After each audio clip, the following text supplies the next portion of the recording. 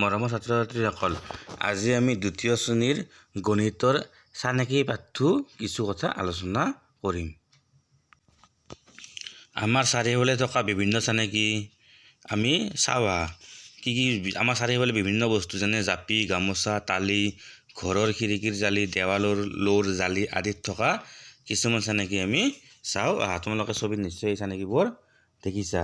জাপিটো দেখিছা, গামোচাখন দেখিছা, আৰু এই ঘৰৰ খিৰিকীৰ জালি, এনেকুৱা দেৱালৰ লোৰ জালি, দেৱালৰ ইটাৰ গাঁথনিটো, এনেকুৱা আমি আমাৰ ঘৰৰ ওচৰে পাজৰে বিভিন্ন ধৰণৰ আমি চানেকি দেখা পাওঁ।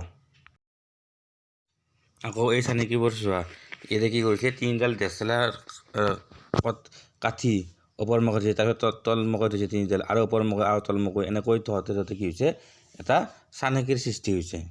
আমি ইয়াৰ পিছত কি হ'ব আমি নিজে ক'ব পাৰিম। শেষত কি আছে, তিনিডাল তলমুৱাকৈ আছে, তাৰপিছত কি হ'ব আমি ক'ব পাৰিম যে তিনিডাল কাঠি ওপৰমুৱা হ'ব।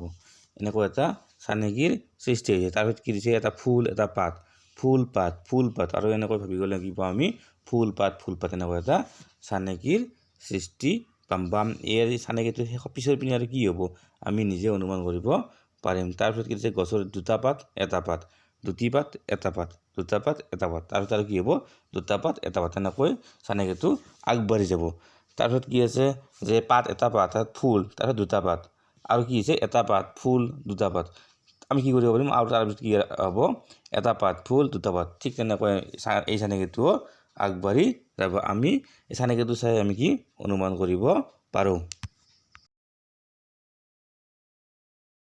এতিয়া আমি তোমালোকৰ পাঠ্যপুথিত থকা অনুশীলনখিনি চাওঁ। ইয়াত কি তলৰ চানেকিবোৰ সম্পূৰ্ণ কৰিব দিছে। ইয়াত কি দিছে, প্ৰথম দুডাল কাৰ আছে, সোঁহাতৰ পিনে, তাৰপিছত এডাল কাৰ বাওঁহাতে, এডাল কাৰ সোঁহাতৰ পিনে, এনেকৈ গ'লে চানেকিটো কি পাওঁ আমি, এনে কৰিছোঁ। তাৰপিছত এটা ফুল, এটা পাত, এটা ফুল, এটা পাত, এটা ফুল, এটা পাত, এনেকৈ। তাৰপিছত বৃত্তৰ ভিতৰত বৰ্গৰ ভিতৰত বৃত্ত, এনেকৈ গ'লে আমি এনেকৈ পাম। এটা বিল্ডিং, এইটো আমি এনেকৈ তোমালোকে কৰি দিছোঁ, তোমালোকে চোৱা, এনেকৈ আমি এই চানেকিবোৰ আগবঢ়াই নিব পাৰিম। আৰু ইয়াত সংখ্যা বহাব দিছে চানেকিবোৰত। প্ৰথম হৈছে 2, 4, তাৰপিছত কি হ'ব, 6 হ'ব, তাৰপিছত 8 হ'ব, কাৰণ 2কৈ বাঢ়ি গৈছে, 2 হ'ব, 2 পিছত 4 আছে, ইয়াত খালী কি হ'ব, 6, তাৰপিছত 8, তাৰপিছত 10, তাৰপিছত 12, আৰু তাৰপিছত 14, মানে কি 2কৈ বাঢ়ি গৈছে।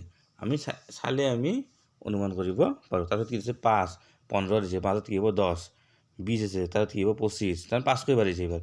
তাৰপিছত 30, আৰু শেষত কি দিয়া আছে, 35, মানে 5কৈ বাঢ়িছে। ইয়াত কি দিয়া আছে যে 10, 40, 70 দিয়া আছে, 10 কি হ'ব, 20, 30, আৰু 40টো দিয়া আছে, তাৰমানে কি 10কৈ প্ৰতিটো ঘৰত 10কৈ বাঢ়িছে। 40ত কি হ'ব, 50, তাৰপিছত 60, তাৰপিছত 70।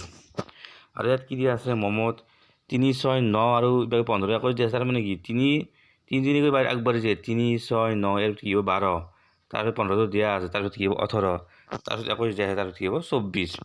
আৰু ইয়াত কি দিয়া আছে, 10, 14, 20 দিয়া আছে, ইয়াত কি 2কৈ বাঢ়িছে, 10, 12, 14, 16, আৰু 18, আৰু শেষত 20টো আমাৰ দিয়াই আছে। এনেকৈ আমি চানেকিবোৰ কি আগবঢ়াই নিব পাৰোঁ। এতিয়া এই চানেকিবোৰ সম্পূৰ্ণ কৰিব দিছে, আকৌ এইবোৰ মই কৰি দিছোঁ, তোমালোকে ভালদৰে চাই লোৱা আৰু নিজে কৰিব চেষ্টা কৰিবা।